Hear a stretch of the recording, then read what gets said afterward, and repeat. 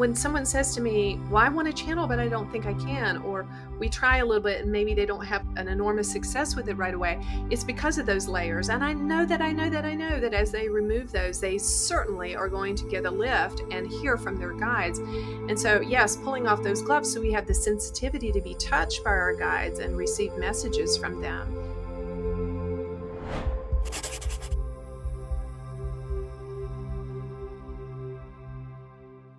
Hi, everybody. Thank you for joining us today. I am privileged and honored to have Anjie Hipple with me today. Anjie, welcome. Thank you for Hi, being here. Lisa. So good to be here with you and to meet your beautiful audience. Thank you for having me. Yeah, I'm so excited to talk to you. So for those of you that don't know, she's a channel for Judah. She's a spiritual teacher and she does a number of other things. And I'll let her explain the other things that she does as well, including the two main things, which is Judah and being a teacher as well. So Anjie, let's just kind of jump in. Okay. What I want to focus on today is more about Judah, what Judah is and their messages, and also traveling or navigating through our spiritual growth, because we're having such a huge energy shift and we're going through so much right now. It's kind of like like as of today, we're on fast forward. It's just crazy how much everything is shifting and changing. And True. yeah, and I know it's not only me. I know it's all of our listeners and probably you as well. So it's a fun, exciting time. But before we really jump into that, tell us a little bit about Judah. Well, Judah is a collective, an oversoul family of 350,000 souls. They're angelic souls. And of course, that word means a million different things to different people. But my core understanding of them through time of working with them is that they are light beings. They are notes. They are sound. They are light. They are consciousness.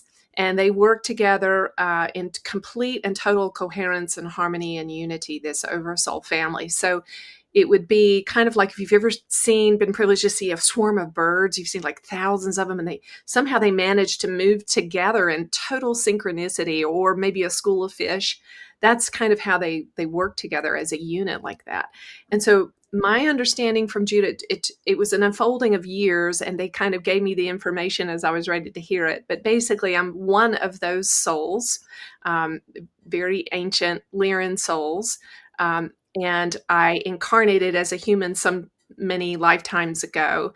And so here I am. So I'm a little angel soul. My husband would say, no, she's the devil incarnate. But my kids would probably say that too. Yeah. But anyway, so Judah is my higher self. They're my oversoul family. When I tap into them and channel them, basically it's just emerging. It's not like there's some exterior force outside of me. They're very much in me. They are me. I am them. They are me. So when I'm speaking, even as I'm saying that, I can feel myself shifting gears and speaking as Judah. And it's been a great gift. Now it's been several years that I've been really locked in and connected with them and aware and able to flow in this way. Yeah. So how did this happen? Like, tell us a little bit about your story and how this all unfolded for you. Yeah. Well, I was raised in a fundamentalist Christian family, and that was kind of my experience all the way through growing up. I had a traditional kind of conversion experience when I was 8, which was very real and very profound for me. I was really visited by divinity. I think it was Judah. I really believe it was Judah. I was very young. I remember seeing like a mist or a cloud all around me, and um, the adults in my life defined. I didn't tell them I'm sitting inside of a cloud in a mist. I was just weeping and being a child and responding with love and excitement and passion to my emotional state and this visitation that I was having by Judah. Um, and the adults interpreted that for me and to me that I was being called to be a Christian and give my life to full-time Christian service and so on. So that was the path that I kind of went down for really my whole life. So there was I lived my life as a fundamentalist Christian wife and mother. and school teacher, worship leader, women's conference speaker, all of that kind of stuff. But behind the scenes, always asking questions in my inner being, always trying to sort out my very real experience with divinity and with Yeshua, with Jesus, with angels, and then this other rules and regulations and restrictive stuff. Always internally trying to sort all that out and figure it out. And, I got to be in my 40s and I thought, and I had began struggling with depression when I was 16. And so I'd struggled off and on with depression all those years on and off medication. I hit my mid 40s. Life still wasn't working. I didn't have answers.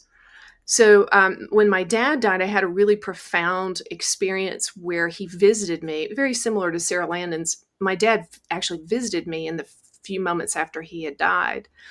And that seemed to kind of open up something for me.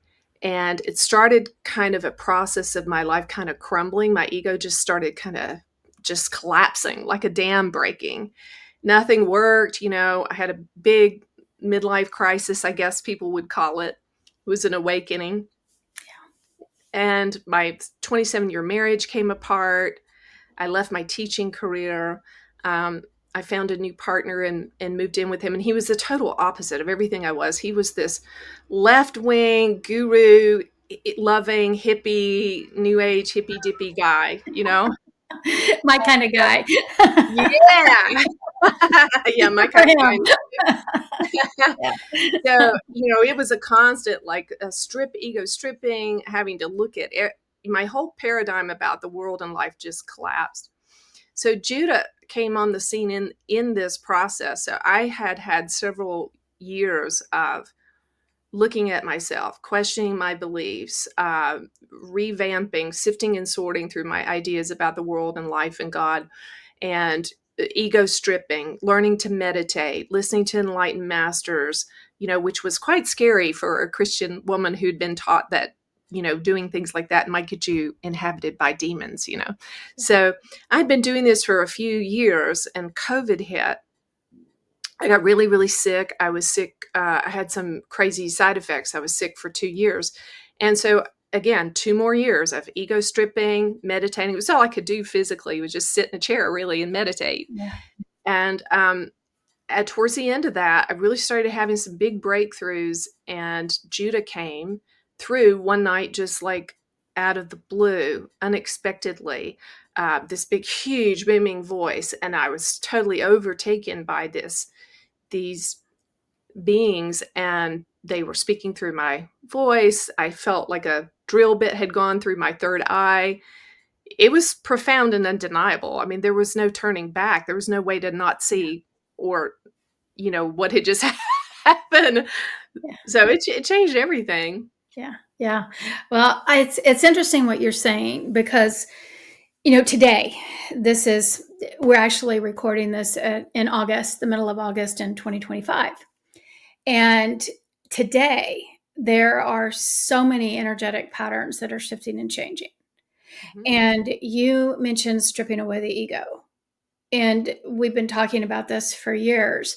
And that, taking away these old belief systems, that this energy is coming in. And, in order to shift through it, and what we're looking at are these old traumas and these old beliefs and this old conditioning that have kept us kind of in a box.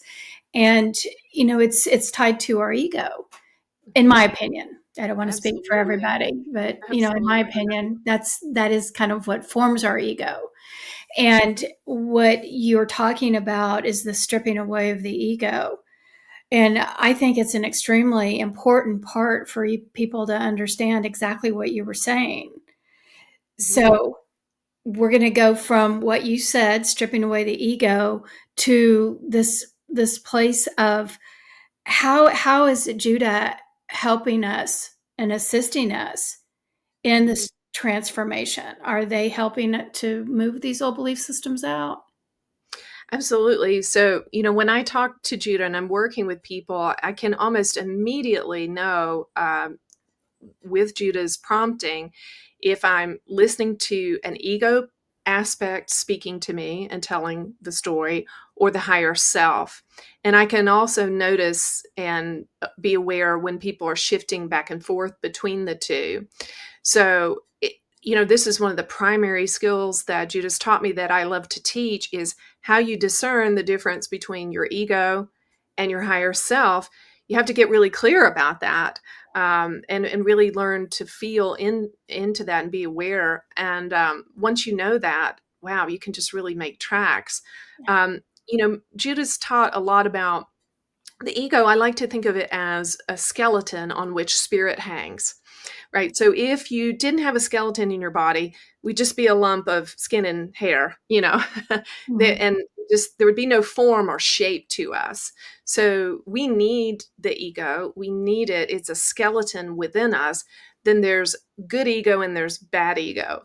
And so obviously, like for the purposes of this conversation, we're talking about the bad ego that troubles us, that keeps us stuck and limited and in pain. So, this skeleton is really important, and it's our personality, it's our skills, it's our talents, it's our life experience that's of benefit and a high service to people. And when spirit is flowing through that good kind of healed and redeemed ego structure that we have, then we're bringing high consciousness and miracles in through the aspect of our personality and our skills and talents. And everybody's a little different, and so it's important that we allow that good ego and allow spirit flowing through it. Like, for instance, there's a lot of people that are attracted to you and I because maybe we're the same age, or we have similar backgrounds or experiences, and they might be able to relate to us, whereas they couldn't hear certain truths or be helped by a, another person as much as they could with us for whatever reason. So, but the bad ego, this stuff is these 0 to 7, usually in utero, 0 to 7 wounds of their injuries to our ego. Their ego wounds that are like almost like if a person has a bullet in the leg, they might limp the rest of their life unless they go in and get that bullet out. So, what Judah has taught me is the ego, basically referring to the ego that we don't want, that's troublesome for us, is developed in that 0 to 7 range as adaptations to life. When we come into life when we were infants and we were laying in our mother's arms, we are blank slates. We are pure, we are innocent, we are divine, we are aware, we are in an observer state. We're just simply drinking in, the environment around us. I have 2 new little grandbabies, twins. They're so sweet. And I watch them do this. They watch their little siblings play and do what they do, and they're just content to just observe.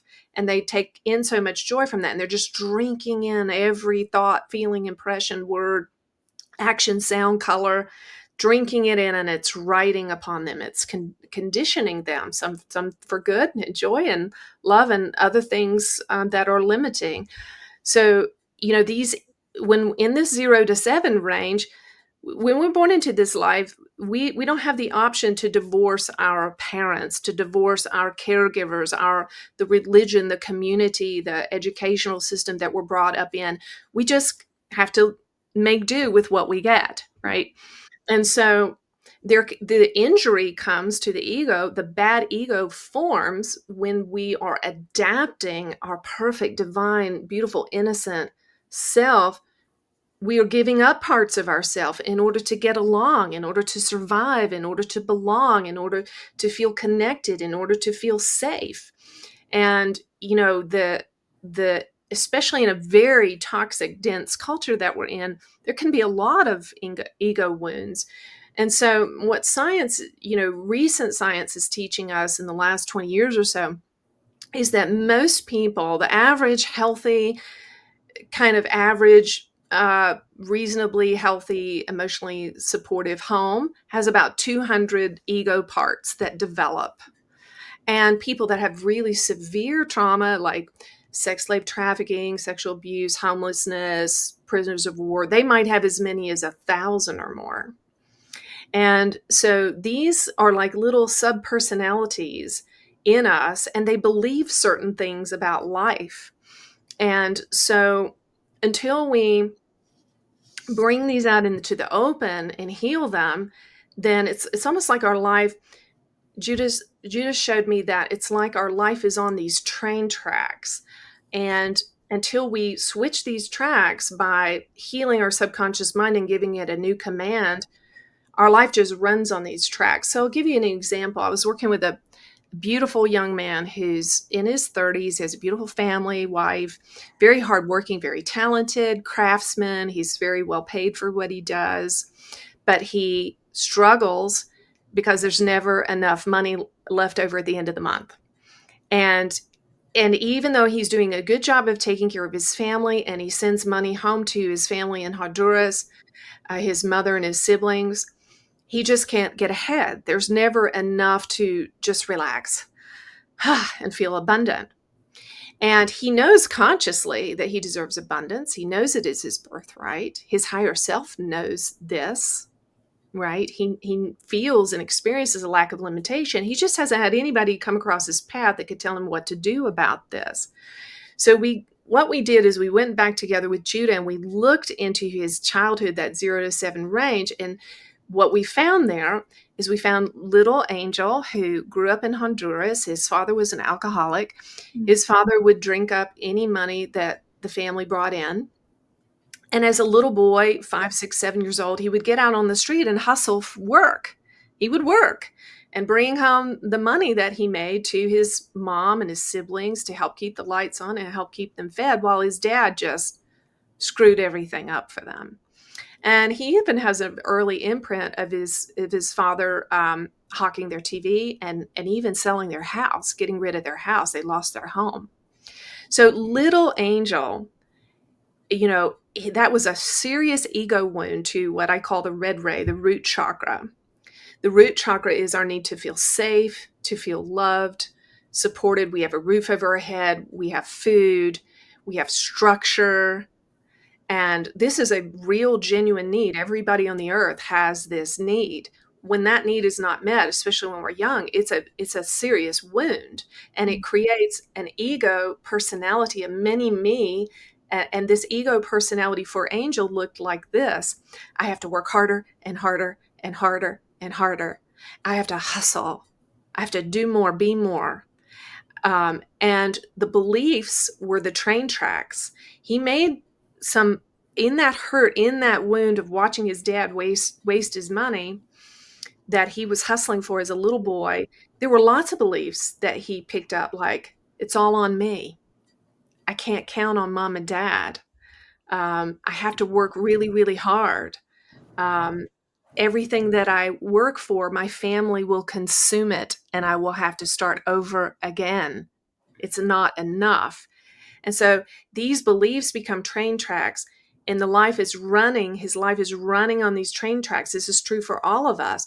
So we can do all the work. We can meditate, we can read the books, listen to the enlightened masters, take the classes. We can do all these things, but until we become aware of the beliefs and go into the subconscious mind, clear the belief and replace it with a positive self-empowering belief, we will continue running on these train tracks. And part of the reason why the universe allows this to happen is because when we're hurting and really in pain, our instinct is to judge, right? Judge our parents, judge ourselves, judge life, judge these things as not being okay.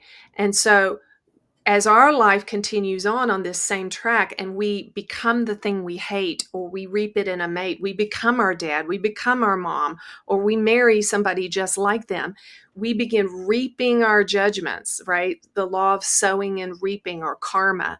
And that has a benefit. It benefits us because it makes us face our unforgiveness of life, of ourself, of our parents. It keeps it consequentially right in our face until we can let go of it. Yeah. Yeah. Yes, it does. That's how it works. That's how it works. And I think, speaking of that karmic energy, anyways, that, we're in this lifetime, what my guides have told me is that, we're in this lifetime at this particular time in order to break those old karmic patterns. And so the Yes. more that we stay in them and the more that we repeat them, it's like pushing and pushing and pushing us to recognize, no, I have to do something different. Yes. But the fun thing is that once you break it, you don't have to do it again. You're not going Yeah. to go backwards. Yeah. That's right. So, And it's an eternal breaking. It's yeah, not just for this lifetime. it's It's for eternal. all the past, parallel, present, future, all the lifetimes. So Yeah. when we do this work, we gain it for eternity on the level of the soul. Yeah. And which makes it, I hope that it makes it so that people can have a better understanding why they don't have to stay in the cycle, that they have the option to break that cycle, and that it will benefit them and the soul's growth and all of, like you said, everything, all of the aspects of who we are, past, present, future, everything. And so it's really what I want to talk about this and the ego, because I've had a lot of people say, we're going back to psychology. There's so many, most basically psychology is you can't live without your ego, and you can't live without that fight or flight or that fear base so that you can protect yourself. So I really want people to understand that there's some compromising here. And what you said, I think, is important. So I want you to build on again is that the love ego, that happy ego, the things that bring us joy, part of the ego, we're not talking about pulling that part out, right? That's right. That's right. Because so one of the ways that a metaphor Judah has given me to elaborate on exactly what you're saying, Lisa, which is so important, is think of the ego as a glove on the hand. So I want you to imagine that your hand is your higher self and it's connected to source, and your arm. Think of your arm as being connected to your oversoul family, to source and all that is. And your higher self is an expression of this arm, which is your oversoul family, which is connected to source. So think of a glove on a hand. Think of the ego as being like a glove. So if you're a surgeon, you really want to have on those surgical gloves. Very important, right? If you're a welder, you want to be wearing those thick welding gloves so you don't burn your hand and harm yourself, right? So there are reasons for the ego. The ego serves a purpose for safety, for skill, many different purposes it can serve. When it becomes a problem is when we have on so many protective layers and we're using those protective layers in situations where it doesn't make sense. So if I'm welding, I want to have on that welding glove. When I'm cooking dinner or I'm wanting to give my child a hug, I need to take that glove off.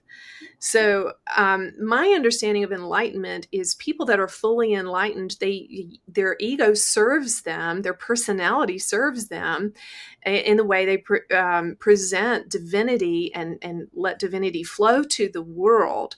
And so, the process of spiritual growth is to remove the layers that are protective, that are not serving us anymore, the layers we put on as children, right? So as a little child, going back to Angel's story, when he's 5 years old, hustling in the street to make sure that he eats and his mom and his sister eat because his dad's not doing his job, that's what he needed to do in that time. But now it's not serving him anymore. It's a layer that needs to be taken off. So one metaphor that Judah gave is, if you think about a priceless antique, you know, maybe it's 300 years old and it's been layers and layers and layers of paint and stain and doorknobs, handles broken and replaced.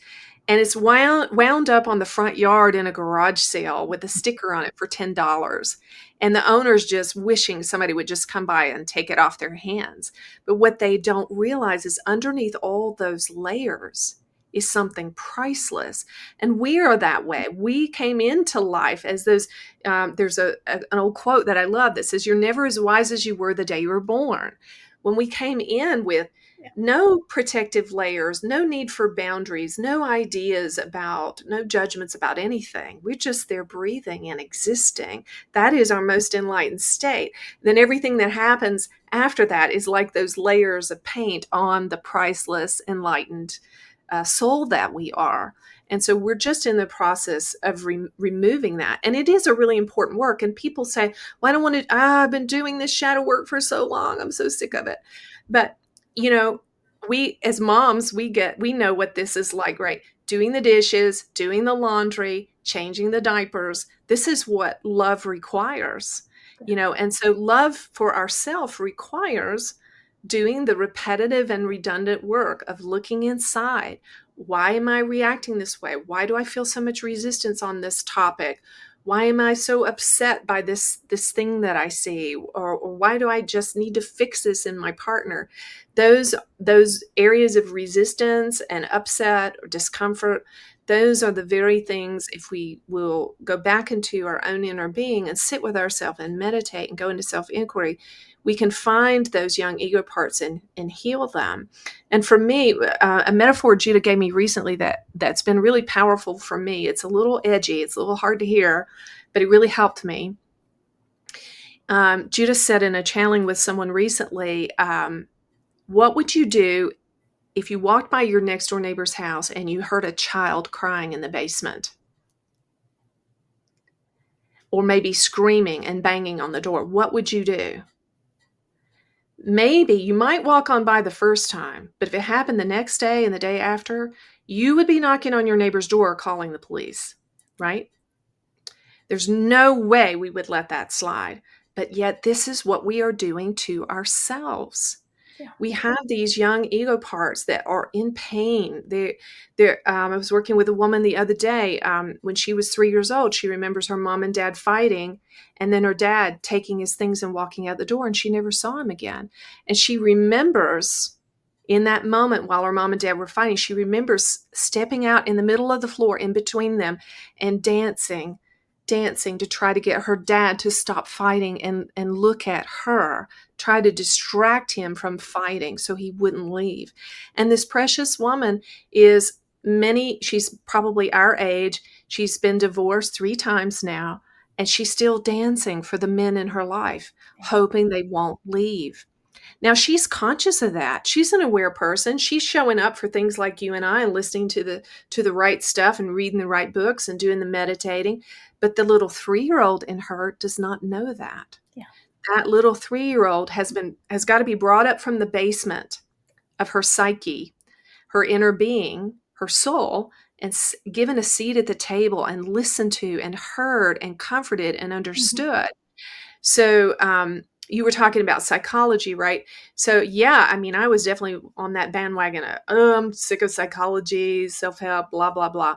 Psychology and self-help has a lot of limitations, and a lot of it is not helpful at all. But there is a revolution happening right now where people mm-hmm. like you and like me that can know how to work in the quantum field, we can take these true principles and we can get in the quantum field and clear up some really bad old stuff that's hanging people up. And so there's a revolution. It's interesting because I've gone through some seasons where 50% or more of the clients that I work with are psychologists, psychotherapists, psychiatrists, or doctors, because they're hitting a wall. Yeah. And they're humble enough to admit it, and they want to learn how to work in the quantum field and channel answers for people. Yeah. So I think that there's going to be a big movement and a shift. And I think these therapists and psychologists, I think that they are going to move into work in the spirit. And I teach a lot of them how to do that because they got into the work because they care about people. They genuinely care about people. And actually the word psychology actually means study of the soul. Mm-hmm. So somewhere, we got stuck along the way where it got to be all about the mind, the mind, the mind. Yeah. And now we're coming back. Okay, what is this mysterious thing called the soul? And how can we work in the field to expand it and heal it? Yeah. Yeah. You are speaking my language, girl.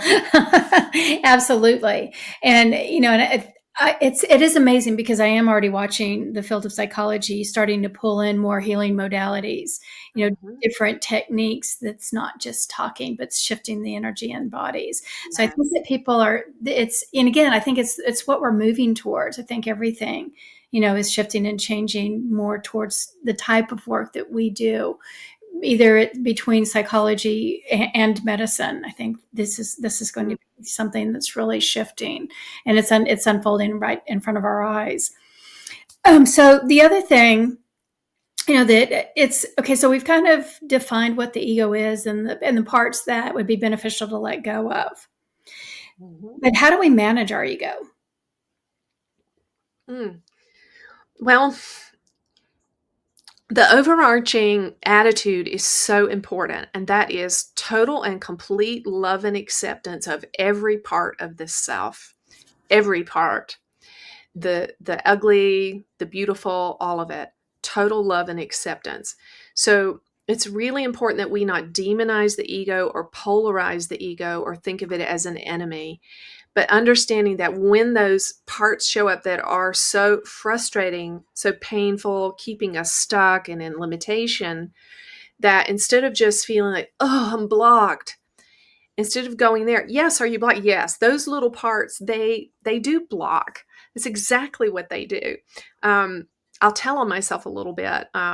My husband and I, a lot of times in the evenings, will channel together, channel Judah. And there were times in the beginning where I'd be channeling Judah, and all of a sudden Judah, not Judah, would start kind of reaming him out about something.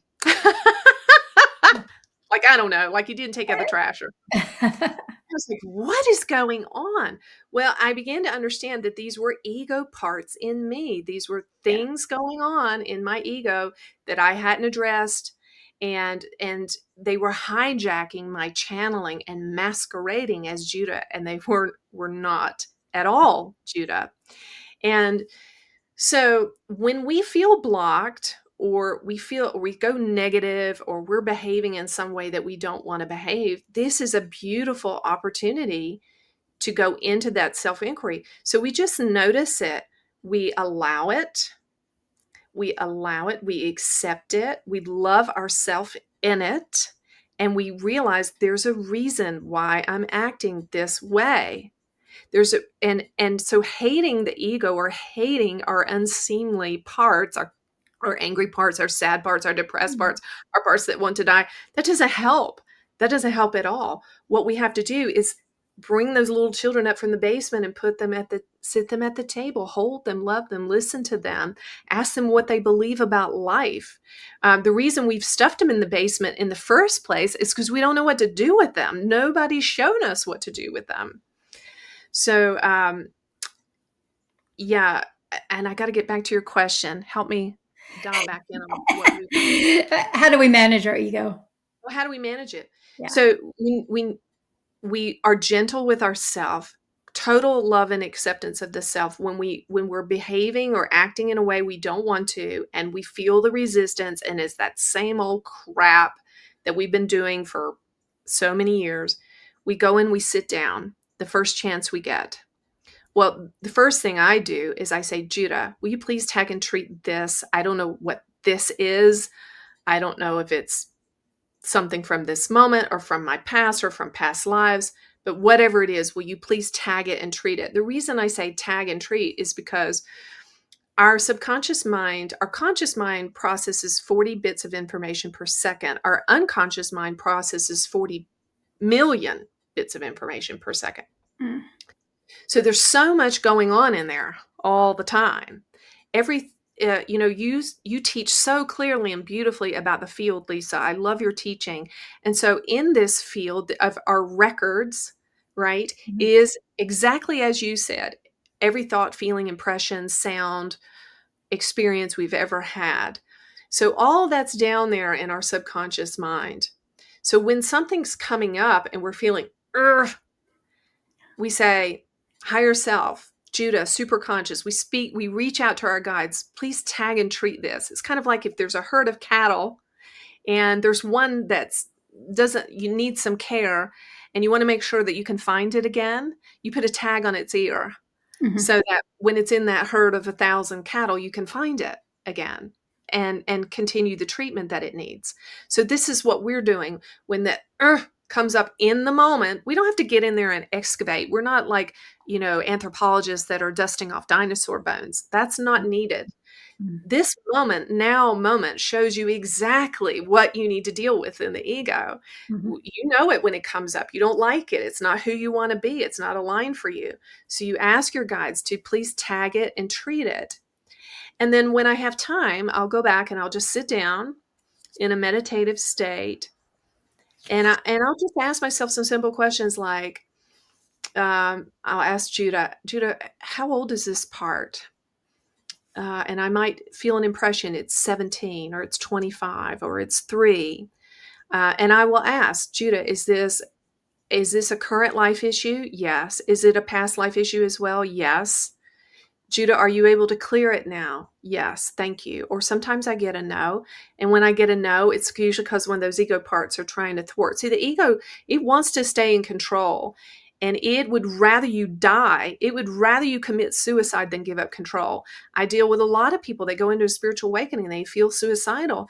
And it's because their ego is the ego's like, oh crap, she's woken up now. Yeah. I sense the end is near. Yeah. Let me just extinguish her before I get extinguished. And Yeah. they will actually sometimes even push people to not to want to kill themselves rather than letting go. Yeah. So I sit with the part, I work with it, and I have to love it. Now I'll tell one quick story that was a really key one for me, of a very strong ego part that I had that I wasn't having success with after Judah came. So I was pleading with Judah to help me. So when I was 5 years old, I had a violent attack, a violent sexual assault, and I had to fight for my life. So as a 5 year old, I was kicking, scratching, biting. I was literally fighting for my life. So the way this would show up for me as an adult is if a man in particular was dominating, or I felt I was being dominated or controlled in some way, it would trigger that 5 year old part. And that 5 year old part was literally just trying to survive, to live. And so I would do outrageously immature things like throw things, scream, break things. I was acting just the same way this 5 year old did in that incident. And I kept crying out to Judah. I was like, Judah, you got to help me. I'm going to really seriously damage my most important relationships if I don't get a handle on this. And Judah said to me so clearly one day, I had just finished acting out in this really embarrassing way. And Judah said to me, you'll get free when you completely love and accept this part of you Mm-hmm. with no conditions. Yeah. Love her. Love her. And so if and when I would act out like this again, I would literally just go be alone and just sit with myself and tell myself, it's okay, honey. I love you. It's all right. And that part of me has disintegrated now. So what happens, Lisa, when we give these little children in the basement a seat in our life, what happens is they literally dissolve. They complete all the negative emotion and energy and resistance around them completely dissolves. It's like an ice cube melting in the sunlight. And those ego parts literally integrate back into our higher self. And that little 5 year old, she's scrappy. She Mm-hmm. knows how to survive. So I have integrated now her positive, self-empowering, the aspects that I want to keep from that experience. And that now has been joined and integrated with my higher self. But the part of her that believes men are controlling, men will hurt me, I'm not safe with them, all the things she believed, all those beliefs have lost their charge. There's no more negative charge on those beliefs. I can think about them, but they don't influence me at all. And so now that part of me just never really shows up anymore. Yeah. So and again, because you're saying everything that my guides teach, I mean, word for word, and you've described it in a couple of ways, and I like the layers of gloves. I think that Mm, that's an excellent, these layers of protection that we build. But I want to go back to the reason why we're talking about this. So mm, again, going back to the point of why it's beneficial to shed these old patterns, these old belief systems, this old stuff that's ingrained, is number one, to get happy. Yeah. Woohoo! I'm with you on that for sure. Let's just break Be it down to the happy. basic. Let's just get happy. And, Yeah. and the way that my guides describe this, the fifth dimension, we're so familiar with third D, fourth D, fifth D, we're Mhm. doing, and we're all numbered. And, and everybody that I talk to, it's like, okay, we're in this category, and then we're in this category, and then we're in this category. And my guide said, let's throw away the categories. Let's just do away with it. Yes. let's just Mm. let's just look at life, and the way that we're moving from is this heavy 3D energy is our unhappiness. It's when we're Mhm. living in fear, it's when we're living in chaos, it's everything that you're talking about. But then as we shed these layers off, we get to the fourth dimension where we're kind of half and half, and then Mhm. we shed a little bit more, and what my guides call the fifth dimension is the institution of joy. We're Yes. moving into the institution of joy. Mhm. So let's just make it simple. The more that we can let go of from our ego, the happier we can get. And this is the Exactly. point. It's the point. Exactly. And so Yeah. then that moves us into this place of where you are with Judah, and being able to have this beautiful gift of the angels coming to you. The more that we can let go, the more that we can receive the guidance and these beautiful beings that are trying to connect to us, because our layers of gloves aren't so thick. They can Yes. get through and connect with us. Exactly. And when someone says to me, "Well, I want to channel, but I don't think I can," or we try a little bit and maybe they don't have a an enormous success with it right away, it's because of those layers. And I know that as they remove those, they certainly are going to get a lift and hear from their guides. And so, yes, pulling off those gloves so we have the sensitivity to be touched by our guides and receive messages from them. And it's also, you can think of it like if you go out in the freezing cold and it's bitterly cold, you need lots and lots of layers. But then when the summer comes and it's time to play and enjoy and have fun, enjoy your life, you need to shed all those layers. And if you don't, you're going to be super miserable and uncomfortable. And so the ego makes us feel really miserable and uncomfortable until we shed it. And so the beautiful thing, like your work, Lisa, and the classes that you offer and the things that I'm doing as well, people don't have to suffer like we did. They can literally learn by just listening and imbibing, the wisdom that's offered. It's called vicarious learning. And my young daughter, she did this very well. She was the youngest of my three. She would watch my older two do stupid things that teenagers do, and she just decided she wasn't going to do some of those things. So she saved herself a lot of suffering by listening and learning.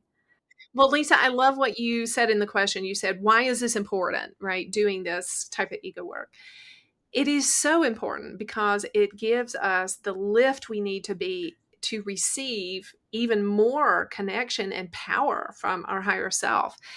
So I've noticed this, like the clearer vessel that I am, the more of Judah can come through. Um, when I channel Judah's level of consciousness, if you like David Hawkins and you know the map of consciousness, Judah's level of consciousness is 5,000.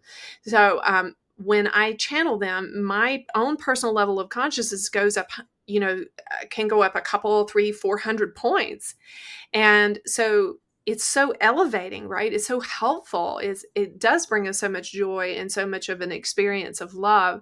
So it's so worthwhile to do the work. So if you think of your life as, think about your journey through this life as a hot air balloon, and imagine that you're in this hot air balloon and you're journeying towards your purpose and your most expanded, enlightened, unlimited self.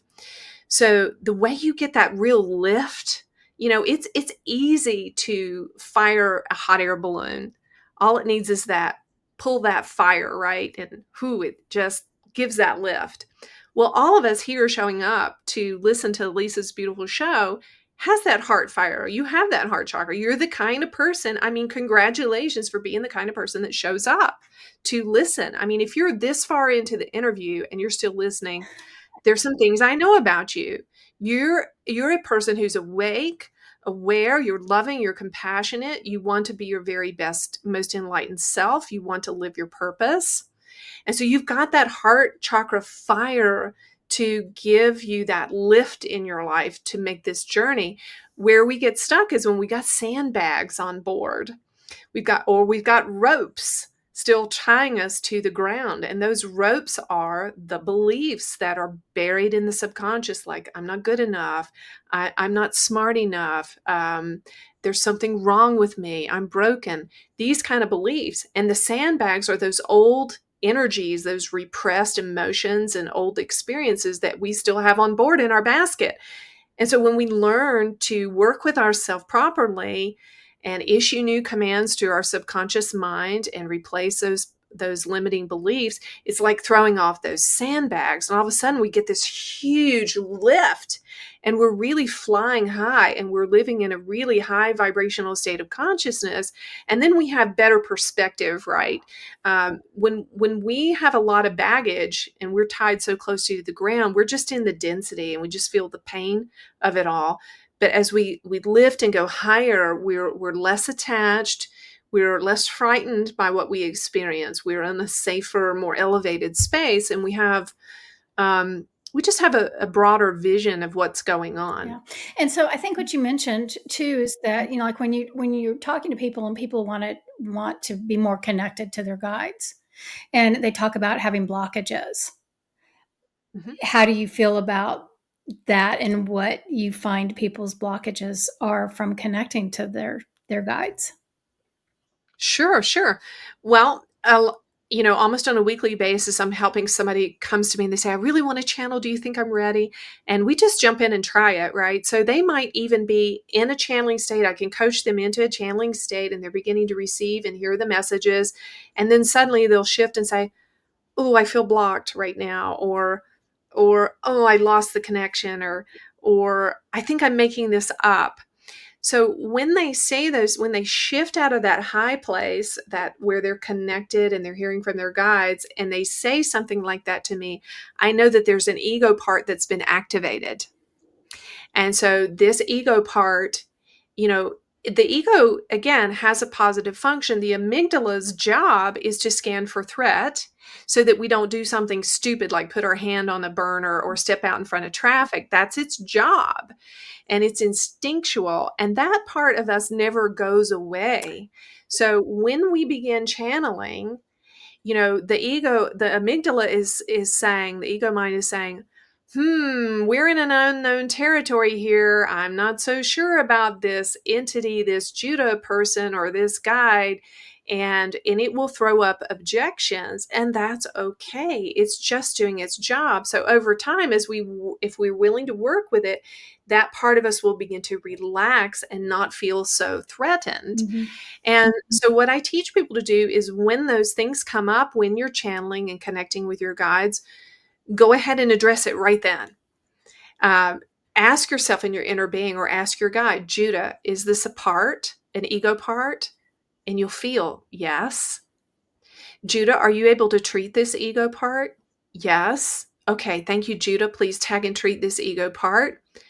Heal all of its emotional pain, smooth out the pain, clear up any fears, and do a massive change history in every realm of time and space on this ego part. And then I just give it a few seconds, and just like magic, it will just kind of release control, and I can go right back to channeling. Everybody can do this. So I think what I would say to someone that's experiencing these blocks when they're trying to connect with their guides is go ahead and factor it in. It's your X factor. And you've got your guides, that's your X factor. You've got your ego, that's your Y factor, like algebra. Go ahead and factor it in that your ego is going to show up and raise its hand and try to block some things. And it's really a gift, because when your guides are present, that's the perfect time to address it and clear it permanently. Yeah. Yeah. And it's so many people, you and I both have people that, they're coming to us because they want to channel. We're all in this realm and we want to be more connected to our guides. And there is always that connection or that feeling of, I can't discern my mind from what I'm hearing. So can you give a little additional bit of information there where people can be more discerning on what they're actually receiving? Sure. Well, my understanding of it is, and I know, and I can tell by watching you when you work, Lisa, that you just kind of merge in with your guides Mm-hmm. completely. So, just allow that merging. So some of it's you, some of it's them. It's the two of you together, blended together. It's kind of like a cake, right? If you're baking a cake, you have eggs, you have milk, you have sugar, you have flour. Well, those are all separate ingredients. But there comes a point once you stir them up, you know, this all just one thing. It's all just cake batter. Yeah, yeah, yeah, And and so, Lisa, when you're working with your guys, I see you just merge in with them fully. You're no longer Lisa. You're no longer the eggs. You're merged in with them. You're stirred up in them, and it's just one voice coming through. You are them. They are you. mm-hmm. And so you feel that sense of harmony, peace, coherence.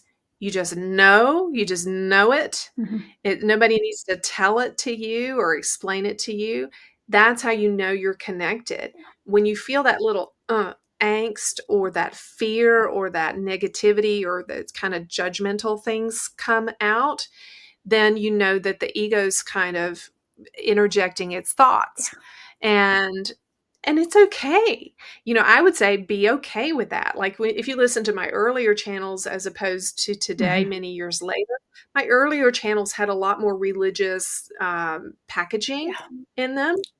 And the more I heal, the less of that there yeah, is. So, was my channeling influenced some by my conditioning and my religious thought? Of course. Does that mean it's irrelevant? No. No. So I would say just accept that there's some ego involved. mm-hmm. And I think all of us together need to give each other more grace in that, Yeah, right? We're all looking for the common threads, the things that are the same in what Lisa's guides say, and Judah and Bashar, and and allowing people to be humans yeah. and sometimes have a little ego stuff. Yes, so what? Yeah, So what, yeah, right? yeah, yeah, and I like that explanation. And one of the things that that I've learned is that again, the more that I can let go of these ego beliefs, the trauma, the less they start integrating into the messages. And so Yes. it's clearing the path for it's still coming from us and our ideas and our experiences, but I'm hearing my guides are jumping in saying it's emptier. It's Yes. emptier from my structure, and it's more true to the structure that's being given to us. Does that make Yes. sense? Is that how you would? Yes. Yeah.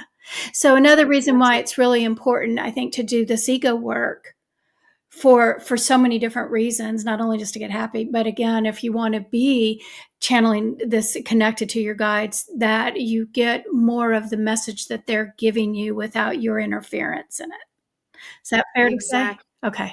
Yes, yes. And those messages, their wisdom is such of a higher quality. It has the capacity and the potential to just instantly clear some of these old Yeah. things.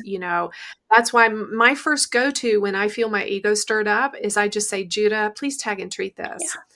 Because there can be whole strings of different experiences in this lifetime and other lifetimes associated with it that I have no clue about. And I don't want to sift and sort Yeah. through all of Yeah. that to figure out where the problem is. I just want them to get rid of Yeah. it.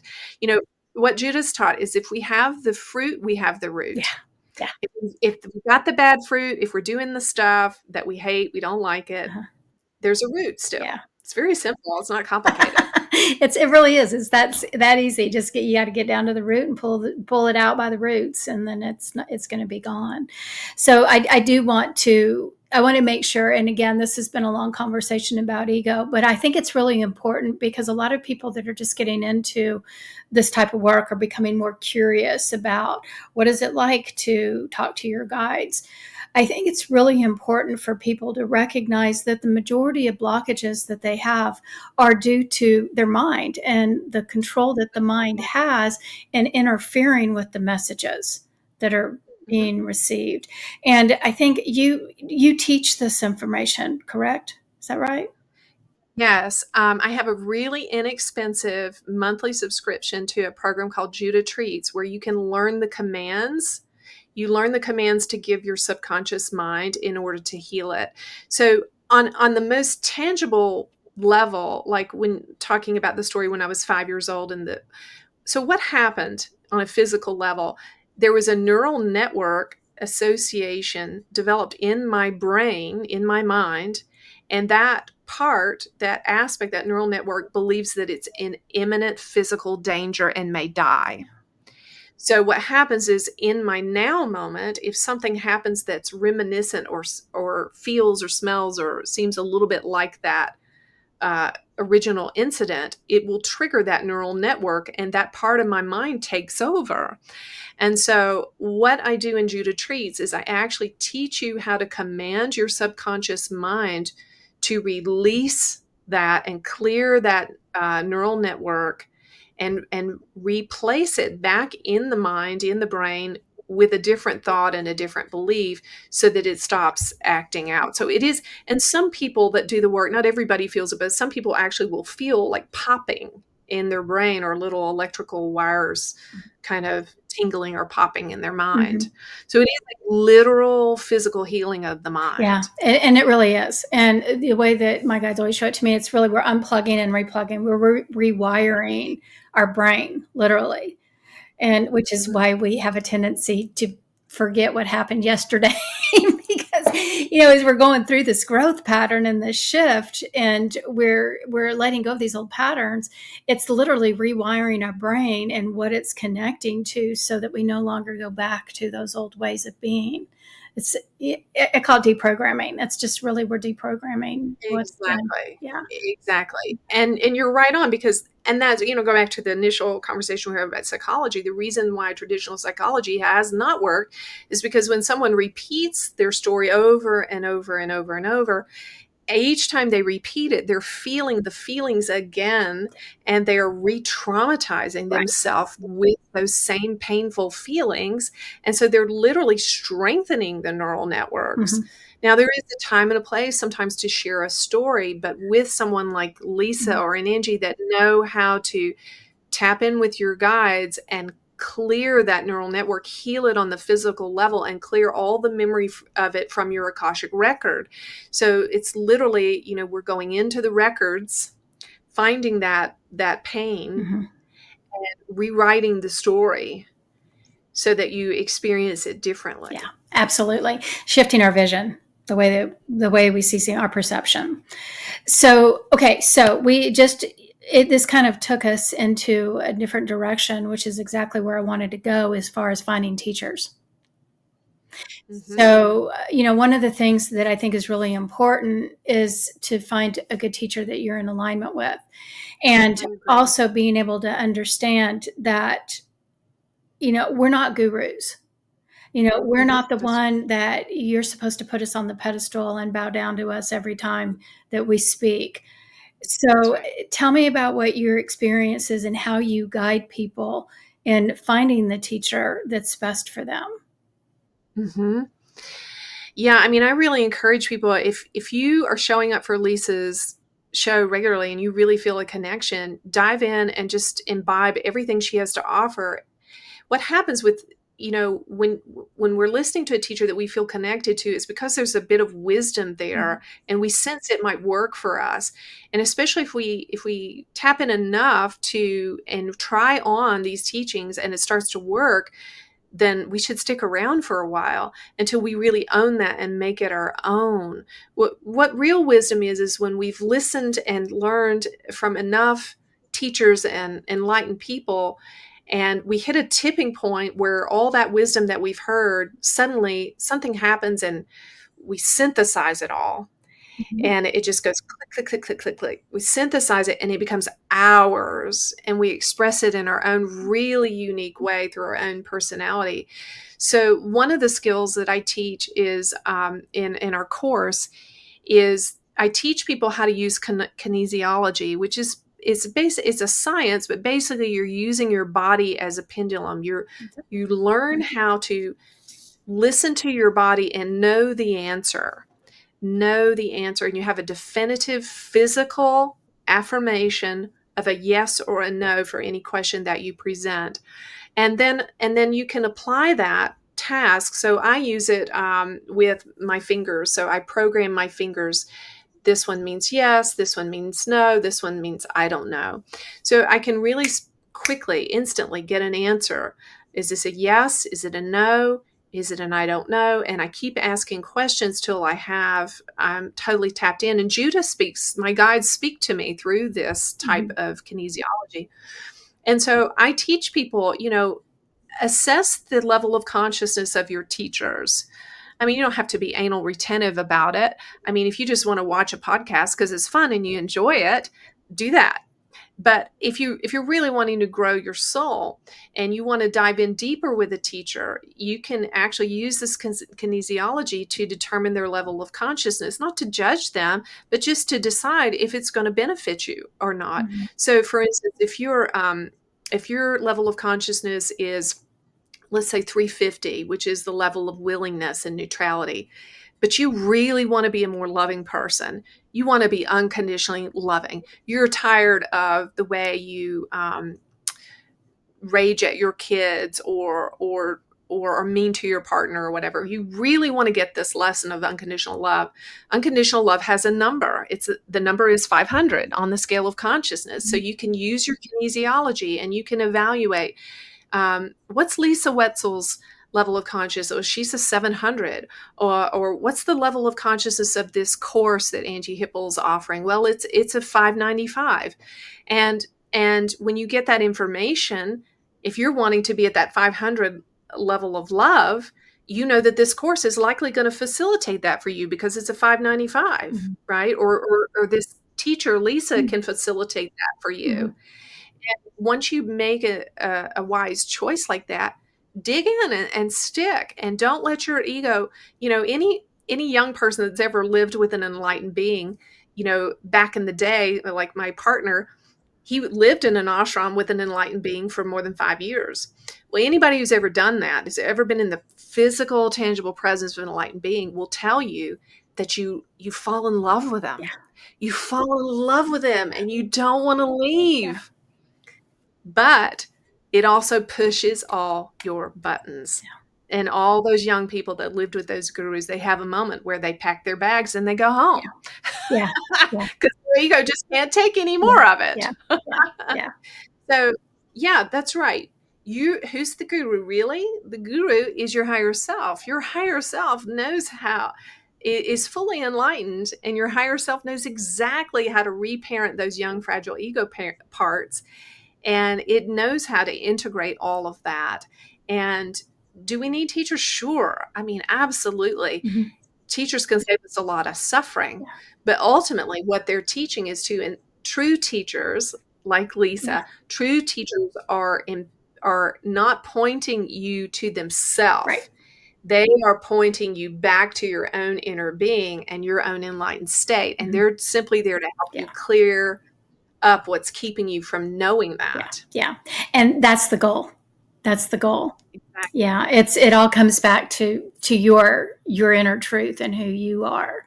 Mhm. You and I can kind of give some guidance, which we are. We've given a bunch of guidance today just about the ego, but we can't do the ego work or tell you exactly how to do it. It's still up to you and how you process it and what you're ready to let go of and shift and change. Exactly. So we're the ones that are just kind of pointing you in the directions, but you're the ones that actually do the work. And Exactly. yeah, I love the fact that you also said that our measure there so many of the messages that people like you and I get, they're the same messages. All of our guides, they're all talking about the same thing, but we just Yeah. are we may say it in a little bit different words. Right. And I think Mhm. that that's what's important for people to understand, that when you and I are standing in the truth of who we are, the love and the guidance of our guides, we are standing in the same truth that they're providing. Your guides are saying it's all about love, sister. My guides are saying it's all about love. Just get happy and let go what's it's bringing you down. We just may say it in different ways, but we also recognize that all we can do is give the message. That's all we can do. That's right. And the modalities can be a little different for each of us. We have our own different ways that we've adopted that work for us. And a magician, a magician can have all different kinds of tools or apparatus on the stage. They can have boxes, saws, wands, bunnies, silk scarves. Yeah. There's no magic in Yeah. that. They're Yeah. tools. The magic is the Yeah. person. The and Lisa's a magician. I'm a magician. So many of you are beginning to become aware that you're a magician. So you can use Lisa's tools. You can use my tools. You can use someone else. The tools Yeah. work. They work. They work because there's a magician that's wielding them. It's not And us. Yeah. that's what we're ultimately teaching. Yeah. We're not saying that we've got the way or the tools. We're Right. saying you're a magician. Yeah. Try these tools and see Absolutely. if you can bring some magic with them. Yeah, absolutely. Okay, so we're about ready to wrap this up. So, what is the final message that you and Judah would like to share? What you think people need to know today? We'll just let you to share. Well, we want you to know that, wow, what a big, beautiful, bright light you are. We know this because you're here, you're still listening. And you are in a you are in a container that is full of wisdom, life, light, resources. We are speaking of the container of this podcast and your relationship with this beautiful divine channeler, this Akashic record diva. And so, keep coming around. Trust your instinct. Here you are. You're here because you're the kind of person that is elevating in your consciousness and raising your vibration, and keep responding to the pull, the magnetic pull that you feel towards whatever you feel drawn towards. Trust yourself. Trust your instinct. Trust your guidance. You are guided. You are guided. And when you feel that something is going on in your life and you need an answer and you can't sense it, you feel blocked, put your hand on your solar plexus and say, I am guided. Say, Judah, angels, please tag and treat anything that's blocking my receptivity to guidance. Yes? And then do a sentence procedure on the sentence. I am guided. I already have this guidance. It is mine. Yes? And keep showing up for whatever seems fun, life giving, important, challenging. We want you to know that growth doesn't happen when you're hiding. And growth also ceases when you put too much on yourself, when you demand too much of yourself and you overwhelm yourself and demand almost like beating a horse. Like beating a dead horse, we would say. So don't overwhelm yourself by pushing yourself to make too much change too fast, because this will cause your ego to pressure you to change back and to go back into hiding. So find the zone of challenge, not the zone of comfort and hiding and withdrawing and fear, and not the zone of overwhelming yourself by pushing yourself with efforting and performing religious performance. But instead, find the sweet spot of challenge where there's some momentum and some life and light, and you're feeling elevated in your emotions and feeling yourself being freed, being freed. Your guides are always here. We are always here. If you have not met your guides yet, if you haven't felt the full connection to them yet, you can borrow Lisa's, or you can borrow us. You can say, Judah, help. Please help me connect to my higher self and my oversoul family. Judah, please tag and treat everything in my ego attached mind that is hanging me up, and do a massive change history. We are here for you. We hear you. We hear you even before you finish the sentence. We know that this vessel and Lisa know what we are speaking of here. For many times they come to ask us a question, and before they even finish formulating the question in their mind, the answer is already streaming forward. And this is the way of Source, the original, the originator. We hear you. We are always hearing you. We hear your question. Your question represents the place where you are still suffering and not feeling completely true and aligned and authentic with your perfected divine state. And so ask your question. And before you even finish asking it, we will answer. And the answer is coming. The answer is coming. It's on the way. Good. Thank you. Thank you. Thank you. Thank you. Thank you, Judah. Thank you. Thank you. Okay, so I do want to mention that Anjie does have a number of classes that she offers. And so I highly suggest that you guys go to her website and check everything out. And Anjie, how do people find you? They can find us at the judahchannel.com on our website, and the Judah channel in all social media platforms, YouTube. We have a lot of free things to offer as well, and then some other fun things. And let us know that Lisa sent you over. Yeah. And again, gosh, Anjie, thank you for being here. What a great discussion. Thank you so much. It's a pleasure. Yeah. It's such a pleasure. And for you guys that are watching, Angie's website will be in the description of the video. So all you have to do is just drop down into the video description, scroll all the way down to the bottom, and you'll see Angie's contact information there. Thank you guys for watching.